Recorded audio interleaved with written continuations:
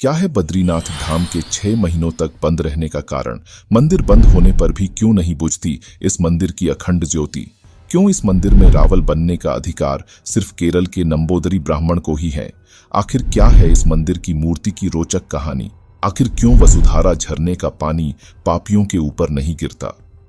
बद्रीनाथ में मौजूद भीम पुल का आखिर क्या है रहस्य?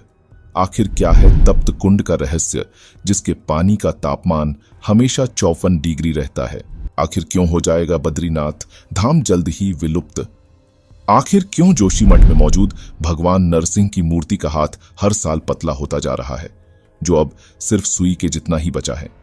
आखिर यह हाथ मूर्ति से अलग हो जाने पर क्या होगा? आखिर कलयुग के अंत का बद्रीनाथ धाम के साथ क्या कनेक्शन है?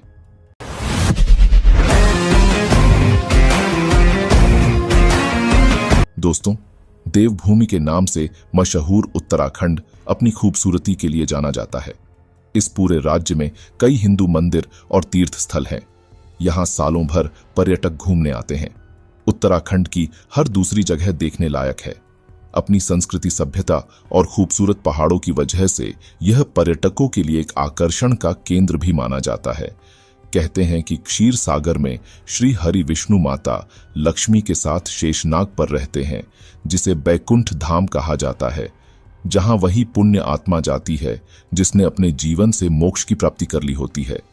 क्या आपको पता है कि इस धरती पर भी एक ऐसी जगह है जिसे दूसरा बैकुंठ धाम कहा जाता है? इस धरती पर जिस धाम को दूसरे बैकुंठ धाम के रूप में जाना जाता है, वो उत्तराखंड यानी देवभूमि में मौजूद है, जहां हर साल लाखों श्रद्धालु बड़ी आस्था और श्रद्धा से दर्शन करने आते हैं। उत्तराखंड के चमोली जनपद के अलकनंदा नदी पर स्थित है बद्रीनाथ धाम। हिंदुओं के 4 प्रमुख धामों में से एक है। बद्रीनाथ धाम से जुड़ी यह मान्यता है कि जो आए बद्री वो न आए औदरी।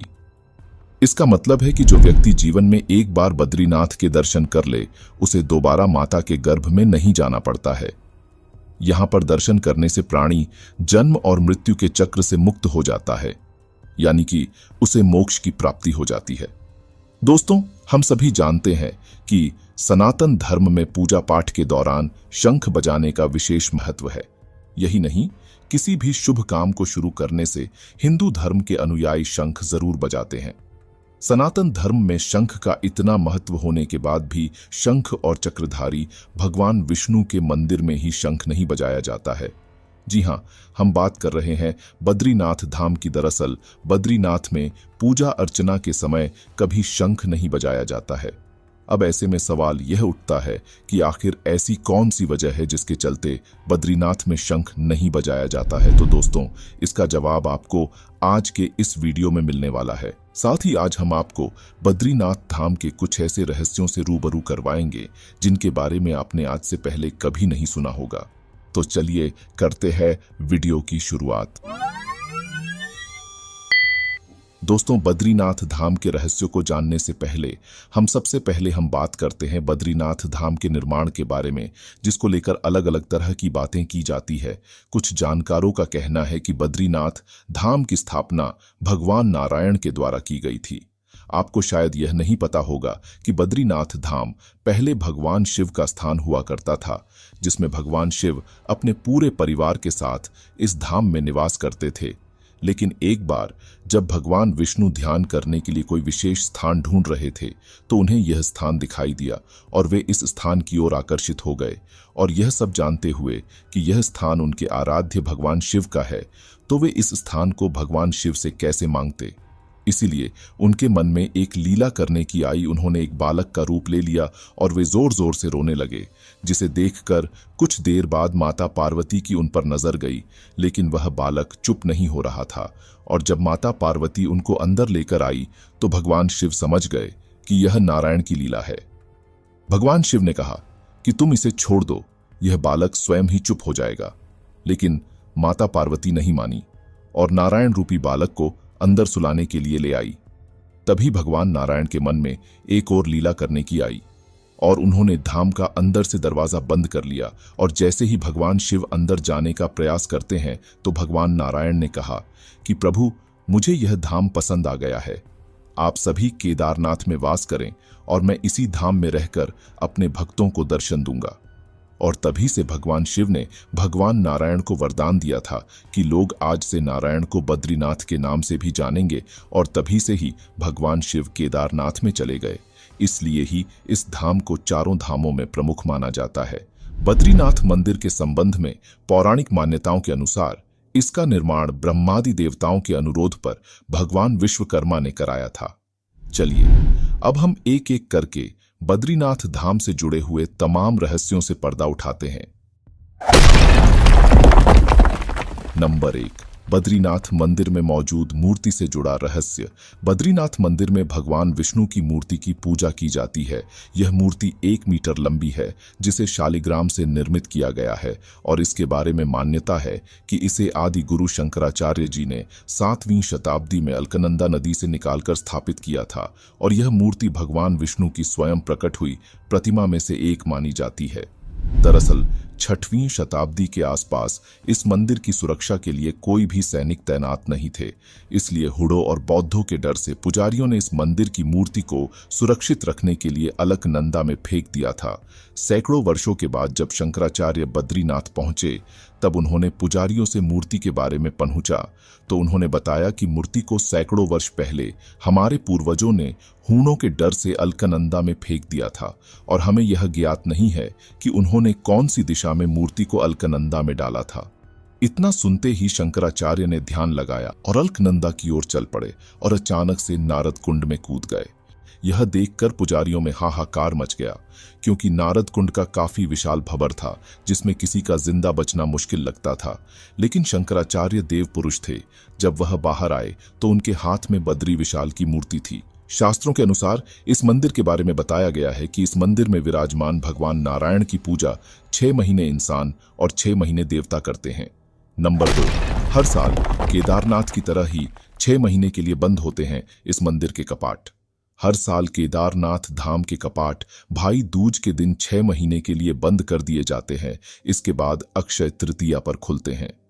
कपाट बंद होने की तिथि की घोषणा विजयदशमी के दिन होती है, और कपाट खुलने की घोषणा महाशिवरात्रि के दिन की जाती है। वहीं बद्रीनाथ धाम के कपाट आमतौर पर केदारनाथ धाम के 2 दिनों बाद खुलते हैं। अब आप में से ज्यादातर लोग सोच रहे होंगे कि बद्रीनाथ धाम के कपाट 6 महीने के लिए बंद क्यों कर दिए जाते हैं।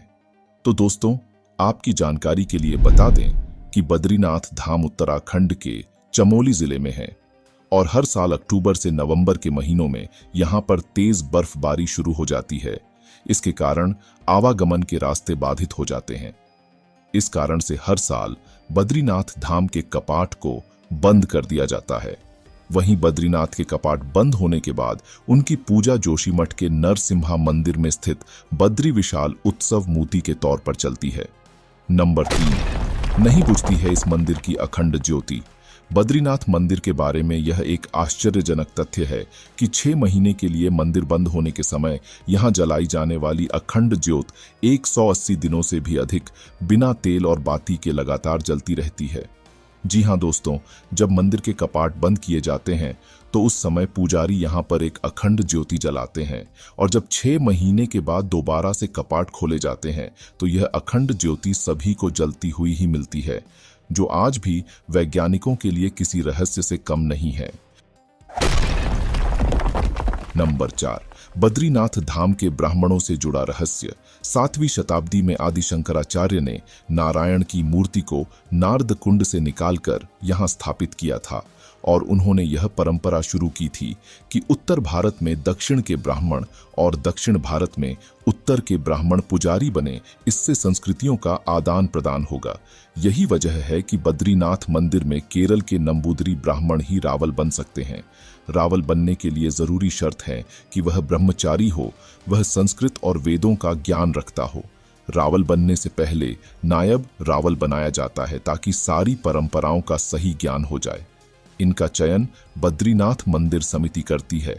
इसके अलावा दोस्तों, सबसे हैरान करने वाली बात तो यह है कि बद्रीनाथ मंदिर में मौजूद मूर्ति को कोई सामान्य व्यक्ति स्पर्श नहीं कर सकता है, केवल पुजारी ही मूर्ति को स्पर्श कर सकते हैं। वैसे तो बद्रीनाथ मंदिर की कई परंपराएं और मान्यताएं चौंकाने वाली हैं। ऐसी ही एक परंपरा है यहाँ के रावल यानी मुख्य पुजारी से जुड़ी हुई है, जिन्हें साल में 2 बार स्त्री वेश धारण करना पड़ता है। रावल पूरे साज श्रृंगार के बाद ही मंदिर में प्रवेश करते हैं। अब आप में से ज्यादातर लोग सोचेंगे कि आखिर पुजारी को ऐसा क्यों करना पड़ता है, तो चलिए इसके पीछे का कारण हम आपको बताते हैं। दरअसल बद्रीनाथ मंदिर में भगवान विष्णु अपने 24 स्वरूपों में से एक नर नारायण रूप में विराजमान हैं। नारायण के साथ ही लक्ष्मी जी की पूजा होती है। साथ में गणेश जी, कुबेर और उद्धव के भी विग्रह हैं। लक्ष्मी जी का मंदिर बाहरी हिस्से में है। विजयादशमी के आसपास मंदिर के कपाट बंद कर दिए जाते हैं। इसके बाद वसंत पंचमी के दिन कपाट खुलने की तारीख मुहूर्त देखकर तय की जाती है। सामान्य तौर पर अप्रैल माह में मंदिर के कपाट खोले जाते हैं। इस बीच रावल को कपाट खोलने और बंद करने की परंपरा का निर्वहन करना होता है। हिंदू परंपरा और संस्कृति के अनुसार पुरुष किसी पर स्त्री को नहीं छूता। ऐसे में रावल को लक्ष्मी जी की सखी पार्वती का रूप धारण करना होता है। वह सखी बनकर जाते हैं और लक्ष्मी जी के विग्रह को मंदिर में लाते हैं। इस बीच उन्हें स्त्रीवेश धारण करना पड़ता है। नंबर 5, बद्रीनाथ में पिंडदान से जुड़ा रहस्य। दोस्तों, ऐसा कहा जाता है कि पांडवों ने बद्रीनाथ धाम में ही अपने पितरों का पिंडदान किया था। यही वजह है कि आज भी बद्रीनाथ के ब्रह्मकपाल क्षेत्र में लोग दूर दूर से अपने पितरों का पिंडदान करने आते हैं। कहते हैं कि इस स्थान पर पिंडदान करने से पितरों की आत्मा को नरक लोक से मुक्ति मिल जाती है। स्कंद पुराण में ब्रह्मकपाल को फलदायी पितरकारक तीर्थ माना गया है। ब्रह्मा जी जब स्वयं के द्वारा उत्पन्न शतरूपा की सुंदरता पर मोहित हो गए थे, तब शिव ने अपने त्रिशूल से उनका 5वां सिर काट दिया था, जिससे शिवजी को ब्रह्म हत्या का पाप लगा था। भगवान शिव को भी इसी स्थान पर ब्रह्मा की हत्या के पाप से मुक्ति मिली थी। नंबर 6, बद्रीनाथ धाम में मौजूद वसुधारा झरने से जुड़ा रहस्य। बद्रीनाथ धाम से तकरीबन 4 किलोमीटर की दूरी पर वसुधारा झरना मौजूद है, जो आज के समय में कई रहस्यों को अपने अंदर समेटे हुए है। इस झरने का पानी तकरीबन 400 फीट की ऊंचाई से नीचे गिरता है, जो देखने में काफी मनमोहक लगता है। ऐसा बताया जाता है कि पांडव महाभारत युद्ध के बाद इसी वसुधारा के रास्ते से होकर स्वर्गारोहिणी यात्रा के लिए गए थे। 5 पांडवों में से सहदेव ने इसी वसुधारा के निकट अपने प्राण त्यागे थे। इस वसुधारा झरने का पानी हर किसी व्यक्ति पर नहीं गिरता। इस झरने का पानी मन में पाप रखने वाले व्यक्ति के ऊपर कभी नहीं गिरता। इस झरने का पानी पापियों के शरीर को नहीं छूता है। जो सच्चे मन व सात्विक भावना से यहाँ की यात्रा करता है, जिसका मन पवित्र होता है, जो पुण्य आत्मा होता है, उसी के ऊपर इसकी बूंदें गिरती है। ऐसा कहा जाता है कि जिस किसी के ऊपर इसका जल गिरता है वह पुण्य आत्मा होती है, वह उसे मोक्ष का अधिकारी माना जाता है। इतनी अधिक ऊंचाई से गिरते झरने के पानी की बूंदें दूर से अति मनमोहक नजर आती हैं। नंबर 7, बद्रीनाथ धाम में मौजूद भीम पुल से जुड़ा रहस्य। बद्रीनाथ धाम से कुछ ही दूरी पर भीम पुल मौजूद है, जो पर्यटकों के लिए आज आकर्षण का केंद्र बना हुआ है। पहाड़ों से अलग जिस तरह से एक शिला रखी गई है, वो हर किसी को हैरान कर सकती है, लेकिन इस शिला का संबंध महाभारत काल से जुड़ा हुआ है। ऐसी मान्यता है कि स्वर्ग की यात्रा के समय द्रौपदी व पांडव रास्ते में सरस्वती नदी को जब पार न कर सके, तो महाबली भीम ने एक बड़ी सी शिला को उठाकर नदी के दोनों छोर पर रख दिया व आगे जाने का मार्ग प्रशस्त किया। तभी से इस पुल को भीम पुल के नाम से जाना जाने लगा। सबसे हैरान करने वाली बात तो यह है कि इतनी बड़ी शिला को भीम ने केवल अपनी उंगलियों की मदद से उठा दिया था, जिसका प्रमाण आज भी आपको इस शिला पर देखने को मिलता है। भीम पुल के पत्थर में 5 अंगुलियों के निशान आज भी देखने को मिलते हैं। भीम पुल भारी शिला से निर्मित ऐसा सुरक्षित पुल है जो आज भी सैकड़ों लोगों की आवाजाही का साधन है। नंबर 8, बद्रीनाथ धाम के प्रसाद से जुड़ा रहस्य। दोस्तों, बद्रीनाथ धाम में श्रद्धालुओं को दिया जाने वाला प्रसाद भी अपने आप में एक विशेष मान्यता रखता है, क्योंकि बद्रीनाथ धाम पहुंचने वाले श्रद्धालुओं को तुलसी का प्रसाद वितरित किया जाता है। बद्रीनाथ धाम में सबसे ज्यादा तुलसी का प्रसाद ही चढ़ाया जाता है। इसके पीछे का सबसे बड़ा कारण यह है कि तुलसी बद्रीनाथ के आसपास के इलाकों में बहुतायत में पाई जाती है। स्थानीय लोग इसे केवल भगवान को अर्पित करने के लिए ही तोड़ते हैं। बद्रीनाथ आने वाले श्रद्धालु इस प्रसाद को अपने घरों ले जाते हैं। इसकी खासियत यह है कि यह ठंडी जलवायु में ही उगती है और इसकी खुशबू महीनों तक बनी रहती है। नंबर 8, बद्रीनाथ में मौजूद तप्त कुंड का रहस्य। दोस्तों, वैसे तो बद्रीनाथ मंदिर चारों ओर से बर्फ से ढके पहाड़ों से घिरा हुआ है, लेकिन यहां से कुछ दूरी पर एक ऐसा कुंड स्थित है जहां पर ठंड के बावजूद भी इसका पानी हमेशा गर्म रहता है। इसका नाम तप्त कुंड है। इसे भगवान सूर्यदेव का निवास स्थल भी माना जाता है, क्योंकि पौराणिक मान्यताओं के अनुसार जब भगवान सूर्यदेव को भक्षाभक्षी की हत्या का पाप लगा था तो उन्होंने इस पाप की मुक्ति के लिए नारायण से उपाय पूछा था। तब नारायण ने भगवान सूर्यदेव को बद्रीनाथ धाम में मौजूद एक कुंड के अंदर तपस्या करने को कहा था। तभी से इस कुंड को सूर्यदेव का निवास स्थान माना जाने लगा। यह कुंड हमेशा पानी से भरा हुआ रहता है। इस कुंड के आसपास का तापमान हमेशा 9 से 10 डिग्री रहता है। यह तापमान इतना कम होता है जिससे नल का पानी भी आराम से जम सकता है, लेकिन इस कुंड के पानी का तापमान हमेशा 54 डिग्री रहता है, जो कि काफी गर्म होता है। ऐसी मान्यता है कि इस कुंड में स्नान करने वाले प्रत्येक व्यक्ति को शरीर से संबंधित चर्म रोग से हमेशा हमेशा के लिए मुक्ति मिल जाती है। इस कुंड की हैरान करने वाली बात तो यह है कि इस कुंड को बाहर से छूने पर इसका पानी काफी गर्म लगता है, लेकिन नहाते समय कुंड का पानी शरीर के तापमान के समान हो जाता है, जिससे इस कुंड में स्नान करने से शरीर जलता नहीं है। यह काफी हैरान करने वाली बात है कि जहां आसपास का तापमान इतना ठंडा होता है कि जहां पर नल का पानी भी जमकर बर्फ बन जाए, लेकिन इस कुंड के पानी का तापमान हमेशा 54 डिग्री रहता है। नंबर 9, बद्रीनाथ धाम के रास्तों से जुड़ा रहस्य। दोस्तों, बद्रीनाथ धाम को सबसे पवित्र धामों में से एक माना जाता है, लेकिन बद्रीनाथ धाम पहुंचना इतना भी आसान नहीं है। इसके लिए श्रद्धालुओं को कई तरह की समस्याओं का सामना करना पड़ता है, क्योंकि बद्रीनाथ धाम जाने के लिए जो रास्ते बनाए गए हैं वो काफी जटिल है। बद्रीनाथ धाम जाने के लिए पहाड़ों को काटकर रास्ते बनाए गए हैं, जिसके चलते हर समय यहां पर खतरा बना रहता है, क्योंकि कभी भी सड़क पर चट्टान का बाहरी टुकड़ा आकर गिर सकता है, जिससे किसी की भी जान जा सकती है। लेकिन जो श्रद्धालु सच्ची श्रद्धा के साथ बद्रीनाथ धाम की यात्रा पर जाता है, उसको किसी भी तरह की हानि नहीं पहुंचती है। वही जो लोग कपट्टी मन से बद्रीनाथ धाम पहुंचते हैं, उनके साथ अक्सर इस तरह की घटनाएं देखने को मिल जाती हैं। अगर देखा जाए तो आज से 100 साल पहले जो बद्रीनाथ धाम जाने के लिए रास्ते हुआ करते थे, वो आज के समय तैयार की गई सड़कों से कहीं ज्यादा जटिल और खतरनाक हुआ करते थे, क्योंकि आज के समय में लोग संसाधनों की मदद से बद्रीनाथ धाम पहुंच जाते हैं।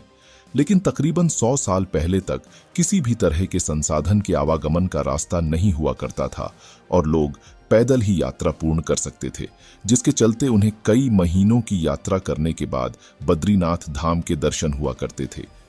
इस वीडियो में आपको जो बादलों की तरह धुआं उठता दिखाई दे रहा है, यह धुआं नहीं है, बल्कि यह भूस्खलन के दौरान उत्पन्न हुई धूल है।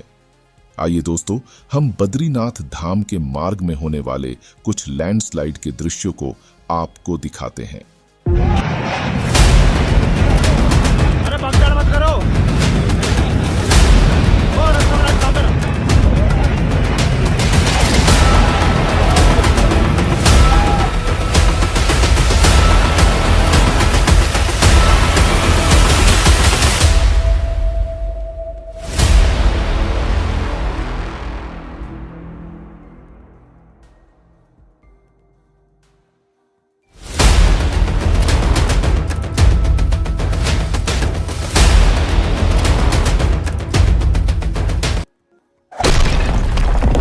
नंबर 10, बद्रीनाथ धाम में शंख क्यों नहीं बजाया जाता? मान्यता के मुताबिक मंदिर के प्रांगण में तुलसी भवन नाम की जगह पर एक बार लक्ष्मी जी ध्यान मुद्रा में बैठी थीं। उस समय भगवान विष्णु ने शंखचूर्ण नाम के दैत्य का वध किया था। भगवान विष्णु नहीं चाहते थे कि उनकी ध्यान साधना में कोई विघ्न आए, इसलिए उन्होंने शंख नहीं बजाया। तभी से बद्रीनाथ धाम में शंखनाद नहीं किए जाने की परंपरा की शुरुआत हो गई। नंबर 11, बद्रीनाथ धाम हो जाएगा विलुप्त। दोस्तों, जोशीमठ में भगवान नरसिंह का मंदिर है। जिसका बद्रीनाथ से खास जुड़ाव माना जाता है। मान्यता के अनुसार जिस शालिग्राम पत्थर में शंकराचार्य नारायण की पूजा किया करते थे, उसी पत्थर में भगवान नरसिंह की मूर्ति उभर आई थी। नारायण ने उन्हें नरसिंह के शांत रूप का दर्शन दिया था। कहा जाता है कि जोशी मठ में स्थित भगवान नरसिंह की मूर्ति का एक हाथ हर साल पतला होता जा रहा है और अभी भगवान का वह हाथ सुई की गोलाई के बराबर रह गया है। जिस दिन यह हाथ अलग हो जाएगा, उस दिन नर और नारायण पर्वत आपस में मिल जाएंगे और बद्रीनाथ जाने का रास्ता बंद हो जाएगा। मान्यताओं की माने तो कहा जाता है कि भविष्य में बद्रीनाथ मंदिर विलुप्त हो जाएगा। तो दोस्तों, यह थे बद्रीनाथ धाम से जुड़े हुए कुछ अनोखे रहस्य, जिनके बारे में आज हमने इस वीडियो के अंदर बात की। उम्मीद करते हैं आपको हमारा आज का ये वीडियो पसंद आया होगा। अगर आप लोग इसी तरह के इंटरेस्टिंग वीडियो का लुत्फ उठाना चाहते हैं तो सबसे पहले इस वीडियो को लाइक करके चैनल को सब्सक्राइब जरूर कर दें और बेल आइकन दबाना ना भूलें, ताकि आपको लेटेस्ट वीडियो का नोटिफिकेशन मिल सके।